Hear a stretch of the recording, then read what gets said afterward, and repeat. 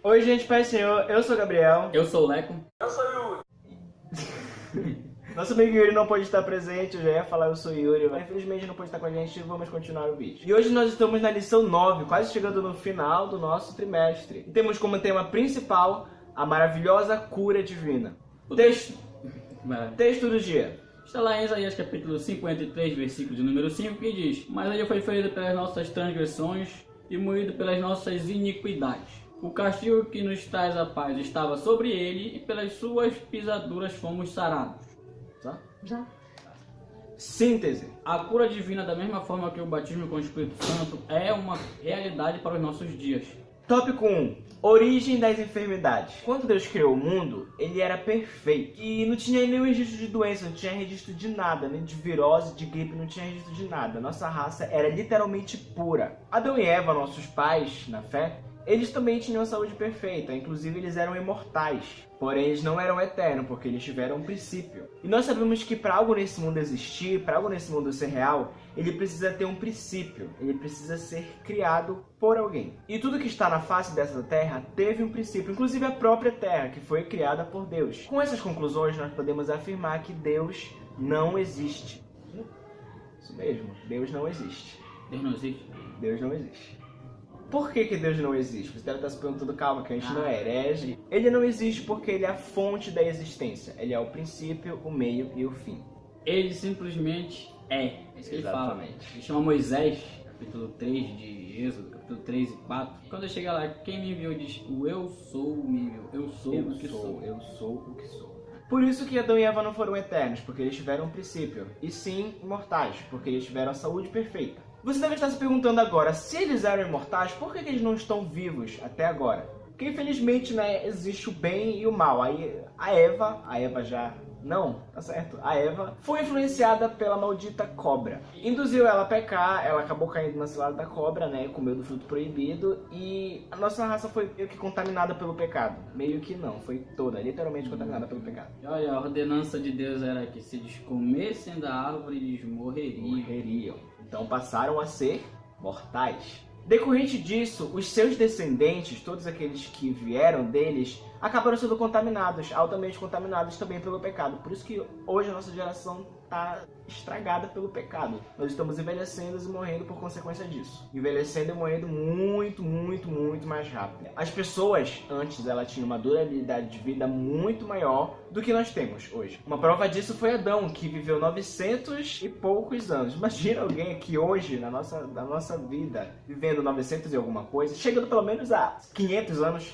seria entrevistado de todo mundo, entrevistado de todos os lados. A gente acabou de procurar aqui na referência, capítulo 5, versículo 5, diz a idade de Adão, 930 anos. Morreu com 930 anos. Misericórdia. Pensou para viver tudo isso, cara. Muita gente vivendo. E depois a Bíblia não dava a ressaltar que o homem vai viver 70 anos e o que vier depois disso já é cansaço, fadiga. Isso é consequência do pecado. A gente pode perceber também que logo depois de Adão, as outras pessoas tiveram uma durabilidade um pouco menor. Teve gente que chegou bem perto ou acabou passando da idade que Adão teve, mas todos eles foram diminuindo, morrendo com 800, 700 e 600. Você pode encontrar isso também no livro de Gênesis. A doença como ação de Satanás. Em Lucas capítulo 3, versículo 11, vai dizer que Jesus ele curou uma mulher que há 18 anos ela sofria com um espírito de enfermidade que na costa dela fazia com que ela se encurvasse. Vai resultar que essa é uma das coisas que o inimigo usa, Gabriel. Vai fazer a gente se encurvar, a gente se abaixar, a gente olhar para baixo. E que Jesus não quer que nós vivamos assim. Estamos falando de cura divina e temos que crer que Jesus quer nos curar. E Jesus veio e expulsou o espírito daquela mulher. Esse espírito não era uma possessão maligna. Porque quando a gente fala de possessão, Gabriel, uma das coisas que o inimigo usa na possessão é que a pessoa fica fora de si, não sabe o que está fazendo, não tem controle. Não era isso. Ela tinha um espírito que trazia essa doença. Que não era uma possessão, mas era um espírito que fazia com que ela se encurvasse. Isso pode ser considerado também um encosto? Um encosto é uma coisa que uma possessão, que não é uma possessão maligna, era um espírito de enfermidade. E isso não é uma regra, por isso que a gente está definindo alguns motivos que trazem a doença. O interessante é que nessa passagem a mulher curada, Gabriel, ela glorificou a Deus. Diferente dos homens da lei que estavam na sinagoga, que ficaram revoltados por conta de ser um sábado. No trimestre passado nós estudamos a respeito de milagre, e que a vontade de Jesus de fazer milagre, ela sempre vai transpor os padrões Jesus não ligou porque era sábado, ele queria trazer o refrigério para aquela mulher. A cura, como nós vimos na passada, ela estava ligada a isso, a trazer uma completude não só física, mas um bem-estar, a entrega dessas pessoas novamente à sociedade. Então Jesus, ele é fantástico quando nós olhamos para nessa ótica da cura. Quando ele expulsa o demônio dela, ele restaura a sua saúde física, a sua saúde mental, a sua autoestima. Esse é o nosso Jesus maravilhoso. Temos que crer na cura divina, que ela faz isso. Ela engloba em geral, em completo. Nós temos em Marcos 5, que fala sobre o endemoniado de Gadara, o gadareno. E aquele sim era uma possessão, era possuído por demônios e quebrava correntes e habitava em túmulos. E quando Jesus chega lá e ele liberta aquele homem, foi algo fantástico. E é interessante que mesmo quando Jesus ele cura o endemoniado de Gadara, a cidade ela não quis Jesus ali. Ao invés deles buscarem ser curados por Jesus, eles preferiram afastar Jesus de lá. Pessoal, tem pessoas que não creem que Jesus cura e que não querem ser curadas por ele. Nós temos que crer, nós temos que acreditar, nós temos que buscar, e isso é uma realidade. Assim que você falou que assim como o batismo com o Espírito Santo, a cura também é uma realidade dos nossos dias. Precisamos crer nisso, precisamos orar e crer que Deus faz isso. É por isso que muita gente, inclusive, não crê nas curas. Não basta apenas Jesus querer, você também tem que querer se curar, você também tem que querer ser limpo. Porque ele não vai entrar no seu coração sem a sua permissão. Ele não entra em um lugar que ele não é bem-vindo. Não depende só da vontade de Deus. Ele quer te curar, ele está disposto a fazer isso. Mas depende também do seu coração. A porta do seu coração está aberta? Outros fatores. Ele também fala sobre o caso de Jó. O diabo ele foi até Deus falar de Jó. Nós vamos ver o livro de Jó. E Deus, ele, pela permissão de Deus, ele me tocou na vida de Jó. Trouxe aí chagas, feridas, que ele ficou se coçando com caco de telha no pó. Essa foi a situação triste de Jó. Complicada. Enfermidade pela permissão de Deus. São as exceções. Tem a questão de Miriam também, em Números 12, que questionou a Deus a respeito de Moisés e uma lepra acometeu a vida daquela mulher.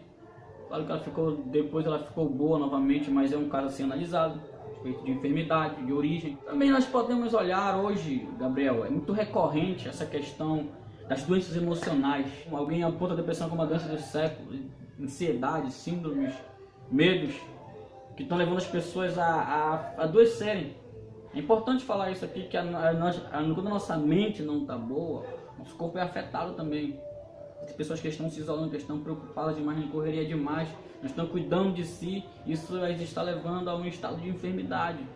Todo o nosso corpo tem ligação com o nosso cérebro, literalmente. Ele é a nossa máquina, é ele que faz funcionar tudo. Então, se algo está acontecendo com ele, literalmente, consequentemente, outras partes do nosso corpo podem ser atingidas. Então, doenças ou problemas psicológicos também podem afetar na área física. Tem também a questão das drogas, do tabaco, do álcool, que estão levando as pessoas também a adoecerem. Não são ações do diabo, isso são imprudências das pessoas. As pessoas têm essa mania de tudo dizer que é o diabo, é o capeta. Claro que assim a gente vê que ações malignas tem assim uma coisa do inimigo, um vínculo com o inimigo, porque Deus é bom, Deus é bom. Mas as pessoas estão sofrendo consequências das suas imprudências, dos seus atos. A gente falou de depressão, de ansiedade, essas coisas, que falta de cuidado pessoais. Quando falamos de doenças que vêm de tabagismo, de álcool, de drogas, de vícios, às vezes a pessoa fica muito sem dormir, acaba adoecendo. Isso são imprudências das pessoas, são ações imprudentes. Por isso que nós não fazemos a pergunta, será que todas as doenças são fruto das ações malignas? O apóstolo Paulo, quando ele fala para Timóteo, ele fala: para pouco é aproveitável o exercício físico. E um líder espiritual meu, ele me disse: Leonardo, desse pouco nós precisamos. Quando ele escreve aos Filipenses, ele diz: ele difere uma série de coisas, tudo que é bom, tudo que é de boa forma, se alguma coisa nisso, pensar. O que Paulo está falando? Temos que cuidar do nosso exercício, do nosso físico e do nosso mental, espiritual. Nossa vida está dependendo disso. Tópico 2. Deus tem poder para curar. Glória. Depois do que aconteceu no Monte Sinai, Jesus ele vai seguindo, vai em frente, segue sua jornada e vem uma multidão também de discípulos com ele. É quando no meio de uma multidão surge um leproso e diz: Senhor, se quiseres, pode tornar-me limpo. Essa referência nós podemos encontrar em Mateus 8. Mesmo com seus problemas de saúde e problemas sociais também, porque ele era excluído de toda a sociedade, ele teve fé. ele se manteve firme. Ele tinha tudo para desistir da vida, para largar, para desistir de viver, desacreditar em Jesus ou no poder dele, mas ele seguiu em frente, foi confiante, foi com fé e recebeu o seu milagre, recebeu a sua cura. Ele também percebeu duas características em Jesus: o querer E o poder. Querer não é poder, e poder também não é querer. Entendeu? Muitas pessoas que são consideradas divindades prometem curas por aí. Elas só querem curar, né? Porque ter o poder para curar elas não têm. Então fica só da boca para fora mesmo. Por isso que a gente está dizendo que querer não é poder. Jesus, ele tem poder para curar, libertar e transformar a vida de qualquer um. É interessante, Gabriel, que o pedido do leproso ele se encaixa no contexto da temática, da proposta do Evangelho, que é nós apresentarmos a Deus o nosso desejo diante da vontade dele. É isso que o Pai Nosso ensina. Depois do Pai Nosso fazer todo o pedido, ele diz assim: ó, que seja feita a tua vontade. Devemos crer, acreditar, buscar a nossa cura, mas debaixo da vontade de Deus. Isso tem muito mistério. É mistério. A cura divina glorifica a Deus. Isso nós usamos muito no trimestre passado, por isso eu torno a usar a base das lições do pastor César Moisés, falando sobre os milagres de Jesus. E cada milagre teve uma particularidade que glorificou o nome do Senhor. Então Deus sempre vai fazer milagres que o glorifiquem. O que acontece hoje, Gabriel, para a gente abrir esse momento de reflexão, é que os curandeiros, Deus os usa e eles querem se propagar, eles querem se promover, e aí filma, e aí divulga. Não é para essa finalidade que a cura ela vem para glorificar o nome do Senhor. Como nós mencionamos sobre a mulher que tinha o espírito há 18 anos, nós mencionamos o versículo 11, e o versículo 13 vai dizer que depois que ela curou, ela glorificou a Deus. Então, o milagre, a cura, ela vem para que Deus seja glorificado em nossas vidas. E não para que o seu ego possa aumentar. O paralítico que estava na Porta Formosa, no capítulo 3, versículo 8 de Atos, vai dizer que depois que ele recebeu, ele saltou glorificando o nome do Senhor. Também nós temos a multidão que viu Jesus curando o paralítico em Cafarnaum, ela glorificou, ela saltou e ela se alegrou por isso. Essa é a finalidade do milagre, que Deus seja glorificado. E às vezes Deus ele é glorificado em atitudes nossas, em agradecer, em nos tornarmos seguidores dele. Eu gosto de falar do cego de Jericó, Gabriel. Quando Lucas menciona lá no capítulo 18, vai dizer que ele foi curado, ele glorificou o nome do Senhor e seguia Jesus pelo caminho. O milagre de Jesus vem para que nós glorifiquemos e nos tornemos cada vez mais servos dele. Quando Jesus curou a sogra de Pedro, ela foi servir. Então não acho que Jesus vai te dar um milagre para que você cruze os braços e esqueça dele. Que nem aqueles 10 leprosos. Jesus curou 10 leprosos, todos foram embora, só voltou um para agradecer. Exatamente. E tive uma geração de ingratidão hoje, Gabriel, infelizmente. Mas Deus ele nos traz esse momento de reflexão para trazer à tona e dizer: vamos ser gratos. Exatamente. São pessoas que só querem receber benefícios materiais, espirituais também, mas esquecem daquele que te dá o benefício, esquecem daquele que te promove o benefício, daquele que te cura, daquele que te salva, entendeu? A partir do momento que você recebe, parece que quando você recebe a sua cura, o que você quer, você simplesmente esquece dele. Também acaba esquecendo que ele tem poder para te dar e para te tirar. O Alexandre Coelho vai dizer que mesmo os teólogos que defendem que os milagres cessaram, e diz que Jesus limitou a si mesmo a sua ação, e que não defende que as curas divinas possam acontecer com frequência, eles dizem que quando elas acontecem, Deus é glorificado. Por que deve acontecer cura? Para que ele possa ser glorificado. A finalidade é essa. Sempre vai ter uma finalidade. Nós também podemos ver a ação da fé no capítulo 2, versículo 5 de Marcos, em que cita a história do paralítico que foi levado pelos seus 4 amigos. Eles, pela fé, através da fé, insistiram, fizeram um buraco no telhado e desceram seu amigo para ser curado. E a partir daí Jesus diz: filho, perdoados estão os teus pecados. E aí o paralítico se levanta e anda. Então a fé é isso. Até no meio da nossa amizade, no meio dos nossos amigos, nós podemos exercer a fé juntos. Devemos estar todo o tempo juntos, lutando juntos. Como foi essa história desses 4 amigos que fizeram de tudo para que o seu amigo fosse curado. Os 4 tiveram fé. Imagine quantos paralíticos não tem por aí, espiritualmente ou até físicos, que não conseguem chegar até Jesus. Nós podemos ter os amigos que podem ajudar nisso, dar esse impulso. falando da fé, a fé é a base para que a pessoa receba um milagre. A fé ela faz com que você olhe para aquilo que não existe, materialize, creia e Deus ele trabalha em cima disso. E nesse tópico que está falando, por isso que a fé é necessária para que haja a cura divina. E a fé às vezes ela não tem nada que seja atraente, que te mostre que tu não tenha nada, mas a tua fé ela vai escrever isso e Deus ele trabalha em cima disso também. A fé move montanhas. Não precisa a sua fé ser do tamanho de uma montanha. Ela pode ser do tamanho de um grão de mostarda. É interessante falar que no capítulo 6 de Marcos... É interessante falar que no capítulo 6 de Marcos, quando Jesus ele vai para Nazaré, e ali era o local dele, onde ele cresceu, onde as pessoas conheciam ele, quando viram ele por lá, desdenharam, menosprezaram ele. E o versículo 5 vai dizer que ele não pôde fazer milagres ali, senão alguns poucos enfermos. Ele poderia ter feito muito mais, mas a falta de fé e incredulidade daquelas pessoas neutralizaram.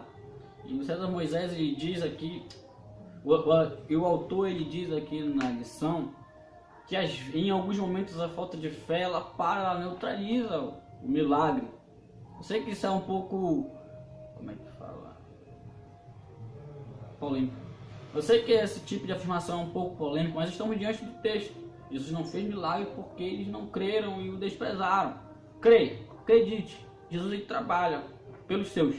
Se você crê. Vemos também a história do centurião romano, que tinha fé, e pediu para que Jesus curasse seu amigo que estava distante dele. E através da fé deste centurião, Jesus curou seu amigo mesmo à distância. E Jesus mesmo afirmou em Lucas capítulo 7, versículo 4 até o 9, que nem em Jerusalém ele viu tamanha fé assim. Ou seja, mesmo que você esteja distante, você esteja na China e o seu amigo no Japão, através da sua fé ele pode ser curado mesmo que ele esteja lá. Basta você ter fé. Exatamente. A fé ela ainda depende de localidade. Não depende de localidade. Porque em Nazaré, que conheciam ele, não creram. E alguém que não era de Jerusalém, aqui que o Gabriel mencionou, creu e recebeu o milagre. Então a fé ela vai estar acima disso tudo. Jesus ele está independente de fronteiras, ele está pronto a fazer a sua obra. E a trazer a restauração, aquilo que se perdeu no Éden.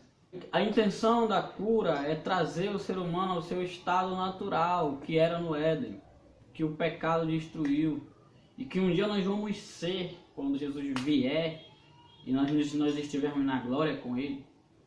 Um dia nós seremos isso novamente. Então a intenção da cura divina é uma ação soberana de Deus, trazendo a sua criação ao que ela foi, ao estado original que era no Éden. Então um dia nós vamos restaurar tudo aquilo que não foi valorizado no Jardim do Éden. Glória a Deus. Se você tiver um livro desse em casa, tiver a lição do trimestre passado, pesquise. É uma boa base para a lição da próxima semana. Eu já quero deixar essa dica para vocês aí, viu?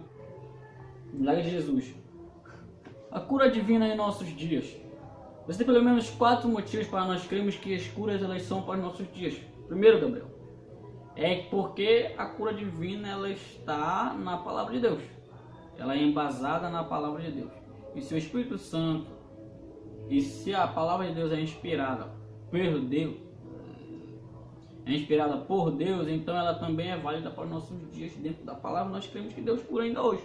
A segunda razão é porque a cura divina também ela é uma obra da expiação. É uma obra de Cristo. Quando Isaías fala em 53, o Senhor levou sobre si as nossas dores e as nossas enfermidades. O contexto ali é o Cristo glorificado. E lá ele levou também as nossas enfermidades, levou também as nossas dores e enfermidades. Então, também é uma obra da expiação. Terceiro, é porque existe uma perene ligação entre a cura e a salvação. Se Jesus quer nos salvar, então lógico que Ele quer nos curar. Exatamente. Inclusive a gente acabou de ler aqui que em Marcos capítulo 2, versículo 5, Jesus diz ao paralítico: filho, perdoados estão teus pecados. Então, podemos perceber que a cura também está ligada à salvação. Exatamente. Jesus usou muito disso. E o quarto, como eu falei agora há pouco, é porque a cura ela traz uma restauração ao mundo caído, que perdeu-se no Éden pelo pecado. Então, Quando o ser humano ele vai sendo curado e vai sendo sarado, é como se Jesus estivesse trazendo a antiga forma, né? O César Moisés ele menciona no milagre de Jesus que a cura, o milagre, ele é uma ação soberana de Deus, natural dentro da sua criação. Alguém diz que milagre, que cura é uma intervenção divina dos meios naturais. Não pode, porque Deus ele não está sujeito a lei nenhuma. Então é uma ação soberana, natural, trazendo a restauração à sua forma caída.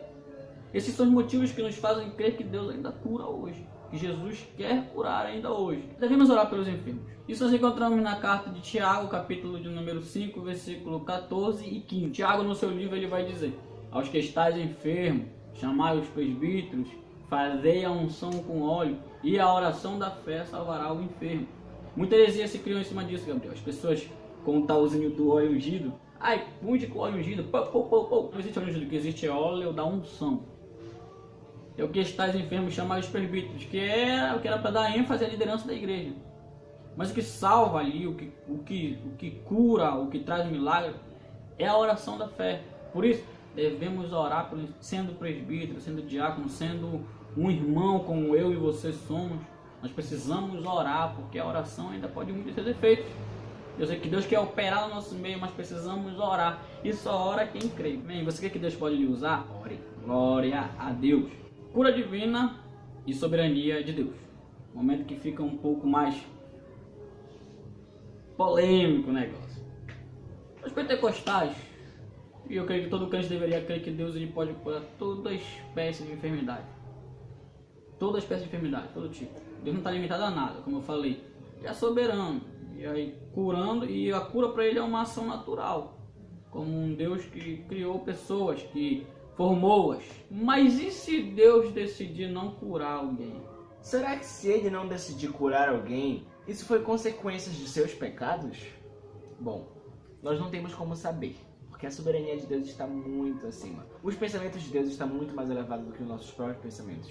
Às vezes a gente gasta tempo querendo entender o porquê das coisas e acaba não entendendo que Deus tem as suas formas e que não estão, às vezes, muitas vezes não estão reveladas a nós. O que existe hoje, Gabriel, é que existem umas pessoas muito frustradas. Precisamos entender isso, que nosso milagre, a nossa vida, ela está tudo debaixo da permissão, da ordenança, da vontade de Deus. E que a vontade dele não é a nossa. Ele pensa muito além. Então nós precisamos ter essa reflexão desse momento. A cura divina, ela continua sendo uma realidade, mesmo que Deus decida não curar alguém. Alguém diz que Deus cura todas as enfermidades, mas não cura todos os enfermos. Independentemente se ele curar todos os enfermos ou se ele não curar, ele tem um propósito para tudo. Se Deus fizer, ele é Deus. Se ele não fizer, ele continua sendo Deus. Esse é o nosso Deus soberano, que está acima. Ele é atemporal, ele está vendo quem tu é antes, quem tu vai ser depois. Nós não podemos firmar a nossa fé só no que ele pode fazer. Nós temos que firmar nossa fé no que ele é, adorado pelo que ele é. Em Isaías capítulo 57, versículo 1, o profeta vai dizer: perece o justo, e não há quem se impressione com isso. E os homens piedosos são arrebatados, sem que alguém considere nesse fato, pois o justo é levado antes que venha o mal. Perece o justo. O justo morre. O pastor Ricardo Godin, no seu livro Evangelhos da Nova Era, e diz uma frase assim, para refutar essa questão de que crente não morre, para refutar também que quem tem fé não morre, que quem tem fé não passa doença. Ele diz assim, ó: a fé honrou alguns homens livrando-os da morte.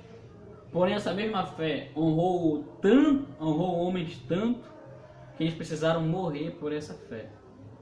Então esses são os trabalhares diversos de Deus. Nós estamos nessa terra, nós estamos sujeitos à vontade de Deus. Honrou tantos homens. Nós podemos também ver a situação de Ezequiel, rei de Israel, que foi avisado que seus dias de vida estavam sendo contados já, quase para levar o farelo. E pediu misericórdia para Deus. Pediu para que Deus agisse, para que Deus tivesse misericórdia dele. E Deus ouviu. Deus lhe deu mais 15 anos de vida. Porém, esses 15 anos de vida não foram benéficos para ele. Porque o coração dele se exaltou justamente por esse motivo. E em 2 Crônica, capítulo 20... E em 2 Crônica, capítulo 32, versículo 25, nós podemos ver a passagem que diz: mas não correspondeu Ezequias Eu falei Ezequiel, não foi? Não, foi Ezequiel. Foi Ezequiel. Eu falei Ezequias? Acho que eu falei Senão Ezequiel. tinha corrigido. Mas não correspondeu Ezequias ao benefício que se lhe fez, porque o seu coração se exaltou.